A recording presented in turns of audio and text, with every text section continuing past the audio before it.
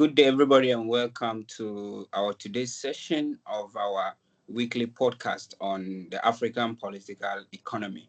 I think last week we talked about Congo and Rwanda peace deal. Today, we are moving on a different dimension, which is also quite interesting because our goal for this podcast has always been the same. We want to discuss issues that will bring prosperity to Africa and people of Africa.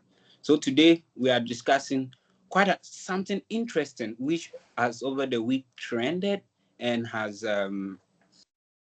shockwaves around Africa, although the international media is so silent about it. And that is one reason why we have this podcast, so that issues that are swept under the carpet by media, we can bring them to your attention. So today we'll be talking about what we term as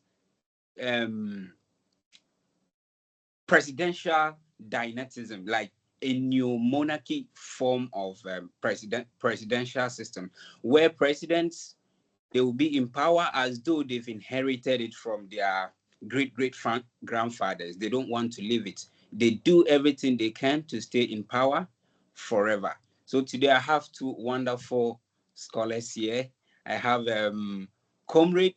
I call him Comrade, but his name is Erisa. He's well invested in that topic. And my second guest is Brook from Ethiopia. I think we have to brace ourselves for more intellectual discussion, and we'll try as much as we can to bring the terms to the understanding of everybody. So, Erisa, I think your presence here is quite welcome, because one of the most important examples in Africa happens to be in your country, Uganda. So I just want to throw you the first question. When we talk about presidential new monarchy system, what does it really mean? And how would you explain it to someone who hasn't heard of it? Or how do they disguise it as a democracy and still try to be in power? Okay, thank you, Abdul, for that introduction, and thank you for hosting us. Thank you for introducing this very, really interesting topic, and very varied and current, something that speaks to our hearts, because some of these issues are happening back within our communities. As you have just mentioned, that we are talking about presidential dynastism or neo-monarchism.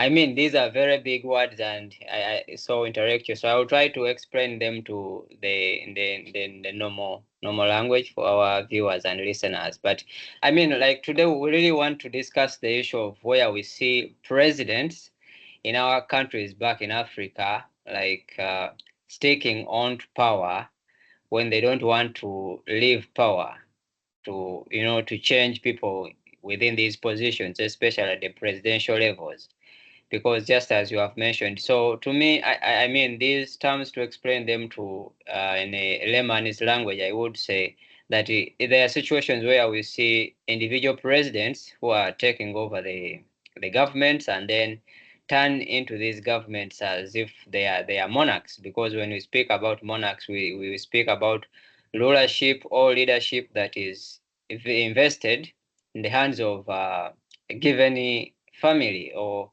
you can maybe say a clan for the real monarchs. But in this case, like, you look at a particular family of someone who is like taking control of the state. And actually, I think this is also something that is also another big topic. Like, is there a difference between a state and a government in African context? And especially when you look at these particular cases, which I think we are going to look at in detail, when you look at the difference between the state and the government, because these are two different distinct institutions in terms of politics and governance. But again, when you look at these countries where we are going to identify cases of where we see people sticking in power without leaving, and of course, like transferring this power to within their very same own family, because we look at a scenario where the president rules, perhaps maybe they die in power or they live by a coup, and then after immediately the immediate son or daughter takes over the power, and then from that, power keeps on swinging within the hands of a few people, and especially in a family context. Yeah. As I think this your point just brings us to our today's main topic. We want to look at Togo, for example. We've realized that over the week there were protests in Togo, although the police and the security services have tried to quell it, but we know it's getting out of hand. And what do you think are the things that are able to keep these people in power? Although you see quite often, like in the case of Togo, you see people rising up against them, but we don't seem to see any success because in 2005, when his father died and the current Nyashingbe wanted to take over from his father, there were protests again, but it didn't yield any result. So I want to ask Brooke, what do you think is so particular about these countries that some of this new monarchism and what we call presidential dynastism tend to prolong? Why is it that the citizens cannot agitate enough to quell it or put an end to it? Thank you, Abdul Baari. That's a good question. I think first we have to analyze why this type of power dynamics exists in Africa and why so many leaders again and again seem to fall into this dictatorial path. And I think first it has to do with how they acquire power. And if you look across Africa, specifically countries that have this dynastic approach to governing, they all came to power through force. And it's quite hard for a particular government that came through force to have internal controls, even democracy at a party or even perhaps at an individual level. So there is a lack of democratic culture within the ruling body, and how they came to power is quite indicative of whether there will be a democratic governing body down the line. To your next question about why so many processes fail to put democracy in place or change governments, would be that most of the civil societies or the civilians are somewhat demilitarized. So a lot of those dictatorial governments, they make it their bread and butter to be armored to the teeth. So it's almost impossible for a civilian protest like the one you saw in the Arab Spring to succeed. But I wouldn't say that will never happen. But there is a track record of cracking down heavily on anyone trying to protest. Okay, and so before, let me ask this thing, because you've gotten me into an interesting area. Do you really think that we should try to stop this presidential dynastism? Because we realize that we have an example in Rwanda and the president is doing quite well. You look at do you really think that frequent change of governments is equal to success, or how do we reconcile this? Because some say with democracy development will come, but we have countries that have changed their government every 4 years and we don't tend to see something. So how would you convince someone that leaving a certain president to rule forever will make them less developed when those that change their president quite often are not in any way different from them? Yeah, I think that's a very delicate question. One, because that the fact that you have democracy does not guarantee that you're going to have development. And as you mentioned, governments change their leaders, prime ministers or presidents every 5 years, every 10 years. In Africa, have not shown clear track record or how democracy would translate into actual development. So in that regard, we have to be careful about a one-size-fits-all approach. Of course, there are leaders that, like Paul Kagame, that have been quite successful in developing their countries. And I think in Africa, it depends on the country's particular context. Especially, you have to look at the literacy rates if you're expecting a democratic turnout, there are a lot of variables you have to put into account. And sometimes I think the age-old debate emerges whether development should supersede democracy, or democracy should be the key ingredient in the rise of development. And I think Comrade can weigh in on this. Comrade, Yeah, please. sincerely, I want to hear Comrade's view on this because it's kind of interesting. It's Yeah, kind of I mean, yeah, okay, thank you. But these are very big issues to me. Like, if I really start to analyze them, because in the first place, I would say, just as building on the point that Brooke said, that you cannot look at a universal approach and say it will fit into all societies. And in this case, when we talk about democracy, even the state itself, like the state and the government structure, all of these institutions, they are foreign institutions, because if we go back to the pre-colonial societies in Africa, long before even this democracy was introduced to our societies, and we look at the way how our societies were being governed, I mean, we are looking at democracy in terms of liberal democracy as a Western concept, something that we are trying to borrow, something that we are trying to, emulate from outside the continent. Because when you look at the way how our societies were governed, those who came before us, how they governed these societies was certainly different. But the current state of governance in Africa and the current structure of the state in Africa, it is something that is very new. This is something that came almost hand in hand with colonialism. So the state that was constructed and built in African context that our leaders are struggling with, actually, that has caused all of these, the dynastic nature of governance that we are observing, is something that is constructed during the colonial period. Our societies are robbed of all of their unique ways of governance, because we know very well how different communities organize themselves in terms of either centralized or decentralized communities having different structures, the chiefdoms, and, those different structures of governance. But all of these, they were replaced by foreign structures and institutions which were introduced in these communities, not to serve local purpose, but to serve the purpose of these foreigners who had invaded these societies. So, for instance, when you look at societies which were colonized by Britain, where they introduced all of these indirect and direct rule, but all of these structures were built to ensure that what these colonizers wanted, they will get them out of these societies. So these are institutions and societies that were inherited after independence. So when new leaders come in at independence, so of course at different intervals, they inherit these structures without fundamental changes. So at the end of the day, leaders end up not serving the interest of the people, but serving now their own interests. And of course, we can't ignore the role of these outside actors. You know how, Africa is still being influenced Erisa. by these other actors. So I mean, just to wrap it up, that's the context of everything. It is not something that is being breeded by the current leadership, but it is something that is inherited.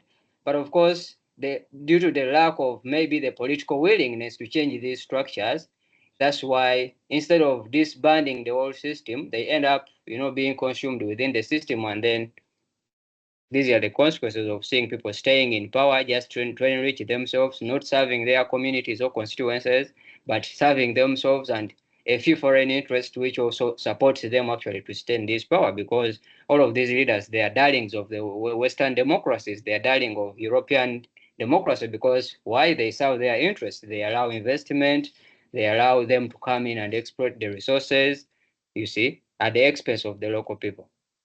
So Yeah. just that I think you've stated clearly how like democracy and colonialism have distracted our fathers' way of governing their people, and that is really true because if you look at the British system when they came, they established chiefs, they established a lot of local government system, not to help the people, but just for those people to take taxes for the British government. But on one side, if you look at it this way, if you argue from this dimension, so are you endorsing the presidential dynastism because you like, okay, the system they've given us is not good. And the system we were having before they came was that we have a king who rules forever. So are you basically saying that, okay, our previous system is that a king should rule forever. So the current president, should they rule forever as well? Erisa, I just want to respond to that. Yeah, just a short response to that. I'm neither saying that the current presidents should rule forever. No, they shouldn't do that, because I mean, when you look at the system that we are having, and of course, when you are analyzing the whole structure of governance within Africa, we are having hybrid regimes. We have regimes which you cannot say they are either democratic, others you cannot say that they are even dictatorial, you cannot say that they are autocratic. They are just in the middle there, because we have a system, we have countries where they are holding elections, which elections is one aspect of liberal democracy.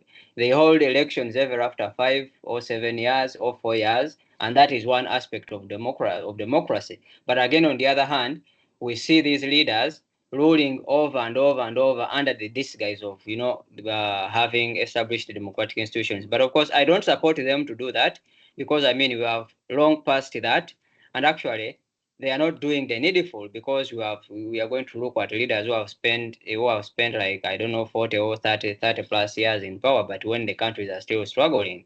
So I mean, this is not a good thing for the society and the communities. It is not serving the interest of the people. I don't endorse it, but I mean, it really needs something way much, beyond the leadership themselves, but the willingness of these leaders to change and give back to the community. Okay. And Brooke, now I don't want us to diverge too much from our main topic. So is what is happening in Togo right now? Maybe quite, because Togo is too small, most people don't really know about it. We don't read a lot of news headlines about it. So when people hear Togo, some people have to even type it on I remember telling someone about Togo, and the person has to type it on the map to just see where it's located. But I know for me and you as Africans, we know where it is, and we've quite often followed the news, but maybe not as much as you follow the news from Uganda or you follow the news from South Africa. So most of our listeners may not be well versed in the political history of Togo. So can you take us through the memory lane, where we are now, and what is causing the current demonstrations in Togo? Well, Abdul Baari, to be honest, I'm not quite versed in Togo. Maybe I would give this opportunity to Erisa. I do have some understanding of the situation that's happening on the ground, but I would rather not comment, given my shallow and limited understanding of the situation in Togo. So I would pass on this opportunity, honestly. Oh, so you talked about, you said you know about what is happening right now. If we were to cut short the timeline to, let's say, how below what year to now can you tell us about? Is it from 2020 till now, or is it from yesterday and today that you can talk about? Maybe To be honest, before Brook, yeah, I can take it on from here. Like I just a little bit for our listeners and viewers. I mean, there current what is happening there is chaos and violence that is happening in the country. But of course, to give a little bit of the historical context, when you look at the history of their country, I think their president, one of the longest, served from 1967 until 2005. And that was it was called, the name, I may not pronounce the name very well, but because I'm from East Africa, and this is from West Africa, and I think Togo, they speak French. It was called Ginasingabe Eyadema. I don't know if you have heard that name somewhere, because for at least you are a bit too close to Togo. But yeah, he ruled from 1967 to 2005, and he is one of the Africa's longest serving leaders. But upon his death in 2005, unfortunately, as we have been saying that, of course, the military came in and his son, he was called Faulu Gasingabe. They through a military coup, they had to do a coup, and then he took over. So and his son ruled, I think, for all that time, but there are a lot of controversy having elections. Of course, monk elections, as we have been saying, that most of these regimes, they hold elections just to blindfold their population, and of course appease the foreign actors, these foreign countries, to keep supporting them, that we are having these elections. But you see, someone ruled from 1967 until 2005. Then from 2005, the son takes over, and the son rules until today, 2025. So the problem in Togo, we are having actually, it is a very good example of the presidential dynasty that we are talking about. One family ruling since 1967 until today. Can you imagine what that one means to the community? So it's like in the whole country, we have one family with the national vision, one family that can understand for the whole country. So I mean, and I think when we talk about public offices, because the presidential office is a public office, this is something that shouldn't be held by a single person or even within a family. This is an office that is supposed to be rotated, regardless of the fact that whether changing a president will bring out a difference or not. So I think today people are coming up with these protests simply because, like a person like me, I will give an example, though it is not connected to Togo. Uh, since I was born, and people who are like me, they have never seen any other president. And unfortunately, some of our colleagues have died when they haven't seen any change of the regime. So you're born when someone is the president, and you die when that person is still the president. I mean, this is society. We are human beings. We need to change environment. We need to experience different things. And of course, different presidents come with different strategies and visions. Who knows what will be brought by the next president? But by the fact that the vision sticks with one person, in one way or the other, it may be seen in the short term or not seen, but that change brings out something which we may not experience when someone doesn't accept to change. So I think, and as we see the African continent, the majority of the population now, they are youth. We are having the youthful population. These are people who are very eager, who want to see things being done and change, things being done differently. And I think that is the problem in Togo, that almost the population is youth. Majority of the population are under 25 years. So I mean, they have seen this. Their forefathers have told them the very same stories, that this guy has been the president, and they're not seeing any change. And I think that's why they are rising up. They're like, no, enough is enough. Because as you have said it before, that what keeps these presidential leaders in power? They use military. It is not that people are too stupid not to rise up. It is not that people are too stupid to, but the crackdown of the military, the violence they use, they employ the support of all the institutions, all the formal institutions, which are supposed actually to serve the people. They are turned into to be personal properties. The military, the police, the judiciary, they all make them to serve their own interest against the interest of the citizens. And at the end of the day, these are the things that will come up. People will just resort to protest and violence because they have lost trust and hope from the formal institutions, which would have done the needful to ensure that maybe there is a peaceful transfer of power. But since they are in the hands of these few people, we end up seeing these things. So yeah, thank you. Yeah, I want to jump on what Erisa said. Okay. Especially in Togo, as he mentioned, after Eyadema died in 2005, and after his son succeeded him, the main people backing his son were the political elites. Not only the political elites, but also the military elites. So you have this status quo, this alignment of not only the political elite, but also the military elite.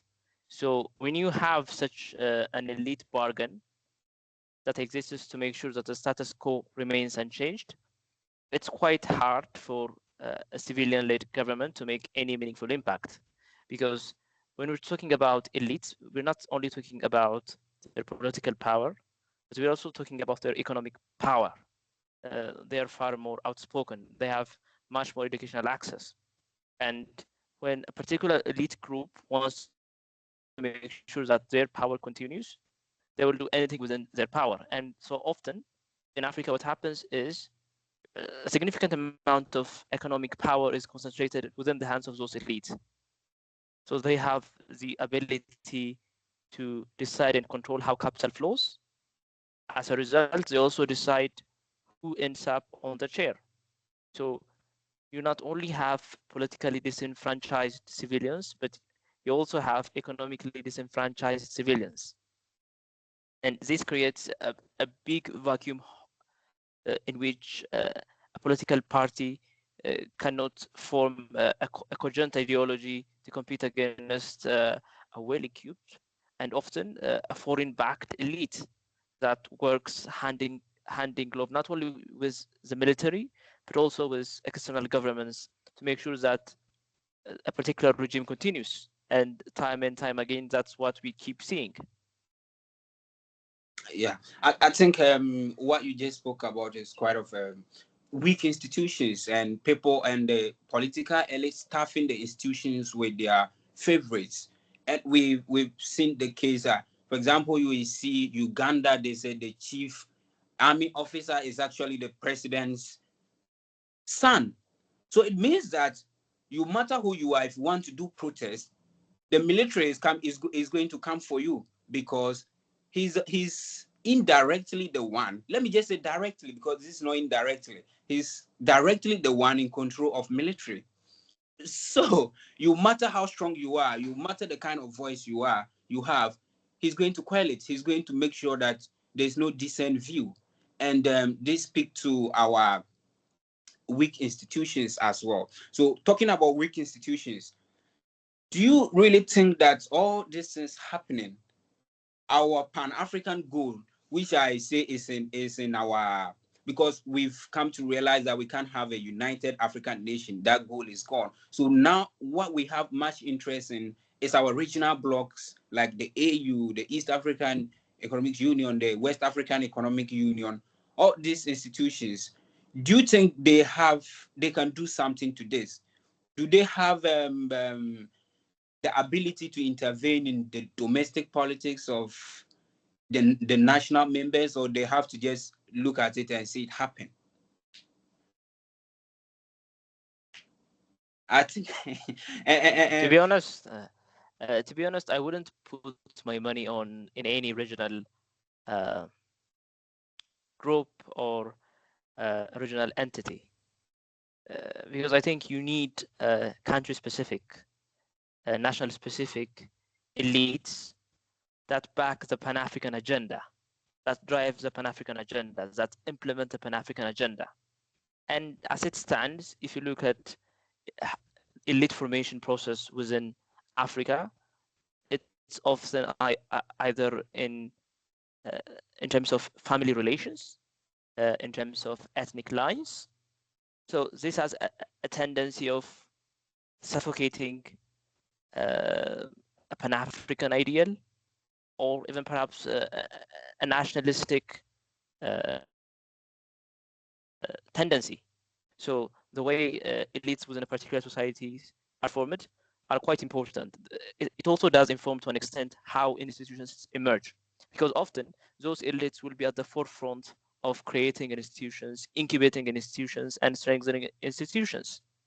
So in Africa particularly, we have been very fortunate to leapfrog from an agrarian society into the 21st century. So we hadn't gone through the Industrial Revolution. So the Industrial Revolution had certain benefits in terms of creating institutions, in terms of creating an elite. So if you look at Europe specifically, since we're talking about democracy, one of the interesting aspects of industrialization was it created industrial relation, class relations between the merchant class and the workers. The workers became more organized in terms of demanding their rights, and you have a bedrock on which democracy is formed. When you come to Africa, we've been very fortunate to come into the 21st century through rapid advancements. But there are certain aspects of institutional formation, elite formation, and specifically industrial relation. just give you an interesting example. When you look at Scandinavian countries and how their particular social democratic system evolved, the industrial bargain between the merchant class who owned the factories and the workers was quite integral in terms of striking a balance that works for everyone. So that's why Scandinavia today has an incredible welfare system. So when you come to Africa, in terms of having a critical mass of population that can exert influence, that can exert democratic power, we don't yet have the conducive environment on which we can nurture, for example, teachers associations, doctors associations, or even perhaps student associations to become the bedrock on which democratic culture can be built on. And those particular elite, those particular classes from the working class could then negotiate with the elite parts of society to get a better outcome. And I think at the center of it is bargaining. At the end of the day, democracy is all about compromise and finding what works best for everyone. Okay. Erisa, I want you to respond to the same question, but I just want to present you with some interesting facts so that we see how that shapes your view about it. In our last session, we talked about how useless or how inefficient the AU and our economic blocs are becoming. But in this instance, you can hardly blame them, because you look at what Nyasimbe did. He basically transitioned the country from a presidential system of government to a parliamentary system of government, where the members of parliament will have to elect what he termed as the Council of Ministers, and he becomes the chief executive officer. He held executive power. Now, the problem is that this is backed by constitution. So, unlike the case of Niger, where the ECOWAS threatened to do military intervention, which of course didn't turn out well. In the case of Togo, I think ECOWAS or AU cannot do anything because this is backed by constitution and the parliament made the law. So how do you want AU or any regional bloc to respond to this? It's quite complicated for them, don't you think so? Yeah, I mean, that is a very interesting aspect which you really talked about, because that is one of the very, very critical limitation and the challenge when it comes to these regional blocks. Because I think I mean, yeah, it's really very difficult, because now this is it looks from the outward view to be something like is legit, and is, you know, it is something formal. So you don't even have any point to come in and start saying that, you know, that what you have done there it is not good, it is not right. But someone will tell you this is constitutional. The constitution says something like this. But I mean, having a presidential dynastism, it is not something that happens overnight. This is something that starts slowly, like for instance, as we told, we said above, that this is something that comes with the institutional breakdown, the crackdown of the three major institutions of the government, like the judiciary. Someone captures the judiciary, someone influences the parliament, or someone, like, you know, takes over the military, as you have mentioned. Because, for instance, if you talk about the constitution, and I think this one speaks about, I don't know, there's something which they call the constitutional coup, because we have two types of coup. We have the military coup and then the constitutional coup.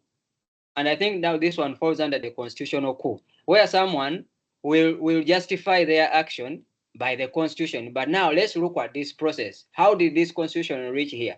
And by the way, when you go back and look at most of the African countries, most of the constitution that we inherited after colonialism, they had what we call presidential term limits. But one of the serious cases that these regimes are committing is to make sure that they influence these constitutions and remove the term limits.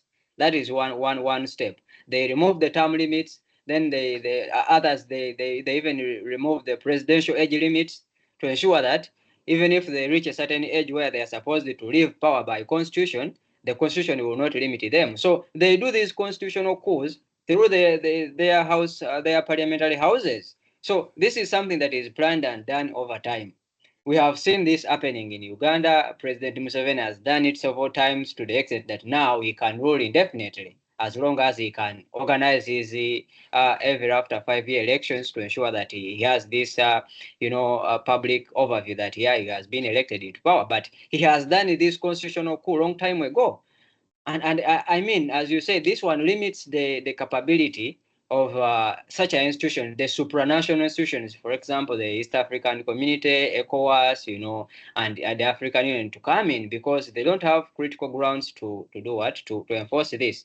But of course, they are not supposed to do that, regardless of the fact that they are these constitutions, because they can refer to these to these incidences to say that, no, look, you have violated your constitution several times, but in most cases they keep quiet, because there's also what we say, like these presidents, because they have served for too long, they tend to be silent against each other.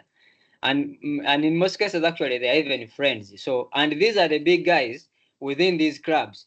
So every other president, for instance, within ECOWAS, will fear to come out and condemn, because he will look at the other one as a forefather, like a grandfather, who actually, most of them, in most cases, what we do, they run to them for advice. So how will they stand up and again say, like, what you have done, Mr. President, sir, His Excellency, it is very wrong, So we are looking at, of course, there are really very varied issues. And of course, maybe another limitation that I can talk about when it comes to these regional blocks, always what these countries do, they will claim that you are encroaching on our sovereignty. Every nation is sovereign, so you have a limit on how you can go into their internal politics. But again, these are things that have to be observed. And as regional blocks and institutions, I think what they can do, they can come up with protocols and norms that every member state would be at least forced to abide by, as long as they want to stay members. And of course, maybe in one way or the other, this can help to make sure that they work as a limit to ensure that maybe these states cannot do certain things. But of course, as we have said, something has to be done from within, even before you go to these regional blocks, because at the regional block, they are more like a club of the big guys, and where these guys already yield a lot of power. And at the end of that, that's why I think we end up seeing nothing being done or nothing being agitated for from above. But from within, things can be done better. But of course, it's also a very difficult situation, because as you have said already, institutions are captured. There is no space. These guys have control over the army, they have control over the police, and above it all, they have maneuvered in one way or the other to lie to the foreign actors, or even different states, that we things are good here, so you don't even have any entry point to come in and start criticizing their regimes. Yeah. To that, I want to say that you can see that in Equatorial Guinea, we still have the Bema family. In Cameroon, we have Paul Biya. Paul Biya. Uganda is quite obvious, and Togo, as we discussed, in the Nyasingbe family. So one thing you realize is that these guys, they are not helping the Pan-African agenda, because we need, although we've gained what we call political freedom, what we need now is economic freedom. Year in, year out, we see people drowning in the Mediterranean Sea because we haven't gained economic freedom. So they are betraying us in the economic independence, although we've gained the political independence. And one thing I would like you to talk about is that, do you still think that all these people that have been in power forever, do you think they have some sort of neocolonialist backing them? Like, do you have the superpowers backing them, or they are just doing it on their own? Brook, I want you to talk about that. So, yeah, interesting question. But I mean, you raised an interesting thing about how we have political freedom, but we don't have economic freedom nowadays. And I think we often make this mistake of separately seeing the political from the economical. For me, both of them are part and parcel of each other. They're mutually inclusive. So when we're talking about political actors, we're talking about actors who decide how economic resource is allocated.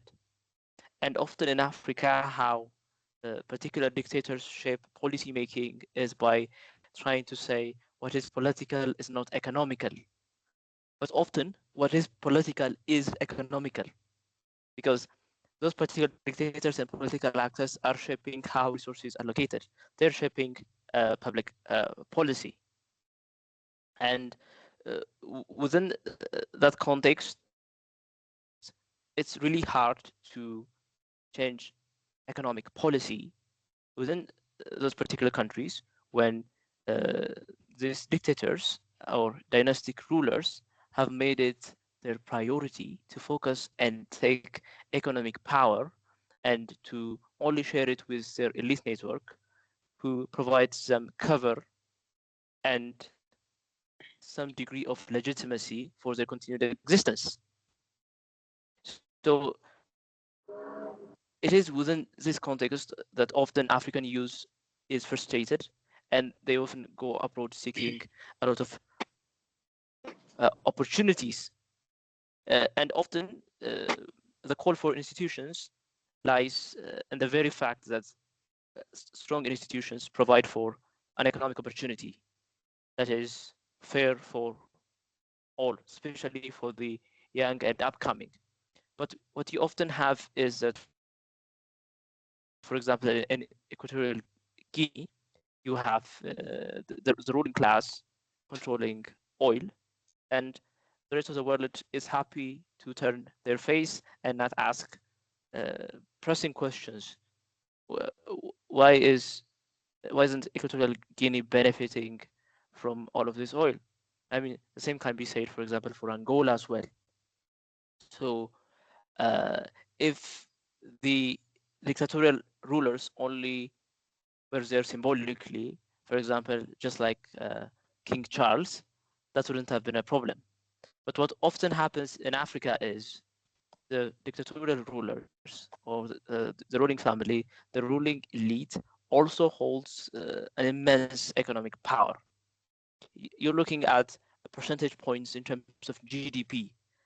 That's how much they're exploiting their own country, and it's particularly hard for the youth and for the opposition to break out of that cycle, because owning resources, especially in the scale of GDP, gives the incumbents a very strong ground from which that they can defend any potential opposition that might come their way.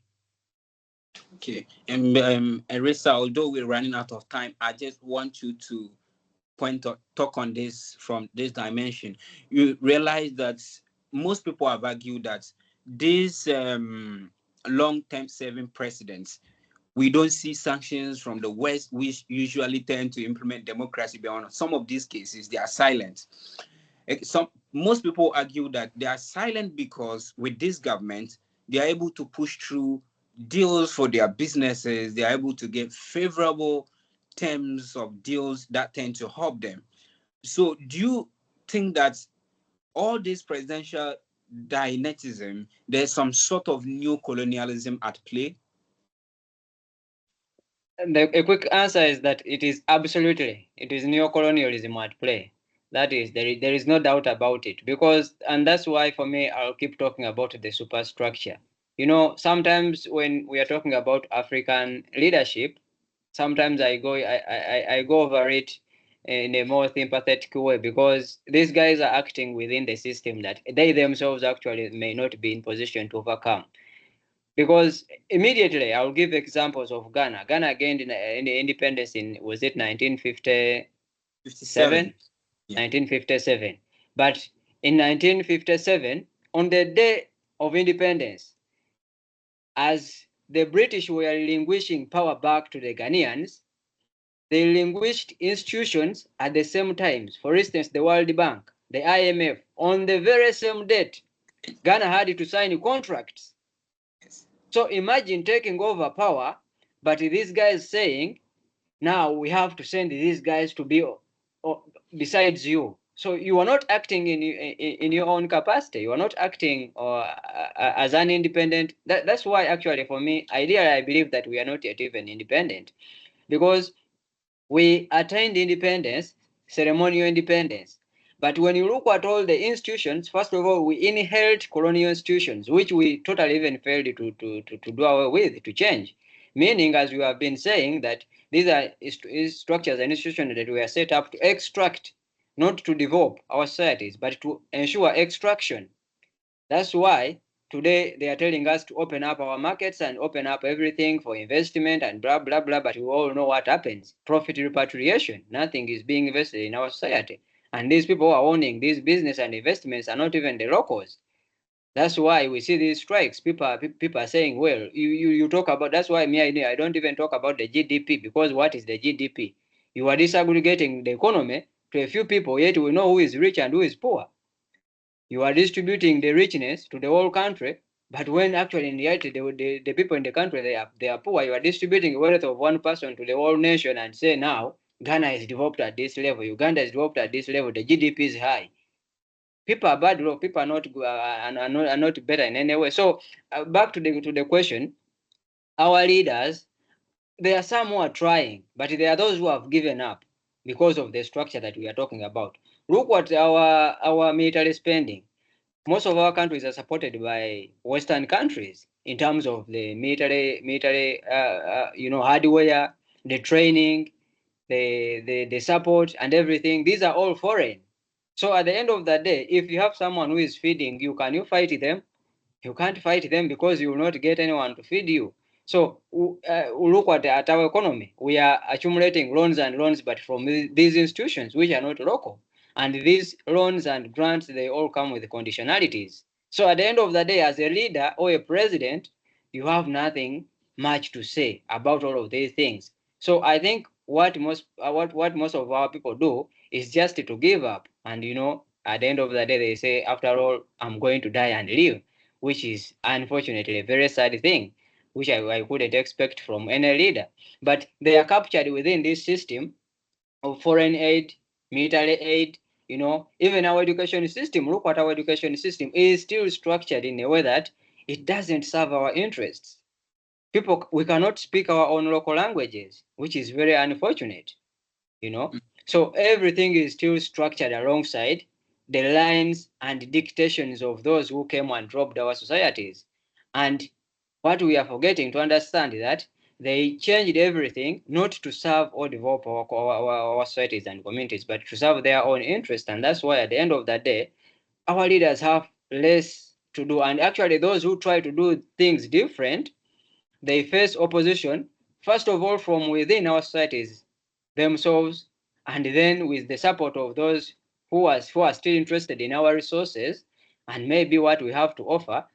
They collaborate with the locals, and then such leaders are eliminated, so to say, to ensure that they will have in power those who are, very obliged and interested in serving their interests other than developing the African community itself. Okay. There are interesting dimensions to the thing. But just so that we conclude, I know there are a lot of dimensions we could have gone to discuss the topic to enrich it. There's a lot of examples we could cite, but I think we're running out of time. So at the moment, I just want each of you in less than 1 minute. What do you think we as Africans can develop as a solution to solve this? Brook, starting with you in just a minute.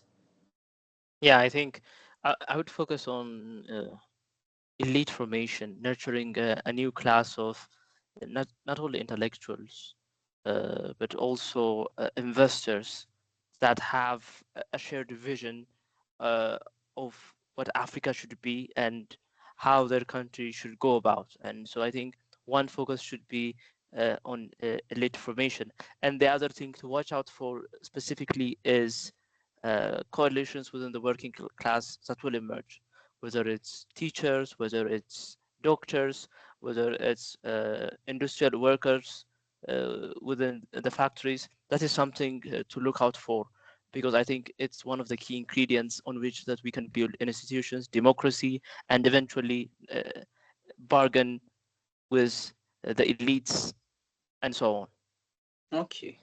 Erisa? Yeah, thank you. I think, I would also disagree with Brooke on that aspect. I don't think that African societies, we need to build a new class of elitism also to, I mean, but that's another discussion for another day. But my point, I think we need to, first of all, we need to liberate ourselves, the mind. Because for me, I think one of the solutions lies in the political willingness, political will. Because I think we can cite a few cases on the continent where we have seen leaders who are willing to change things, and actually they have tried to do something.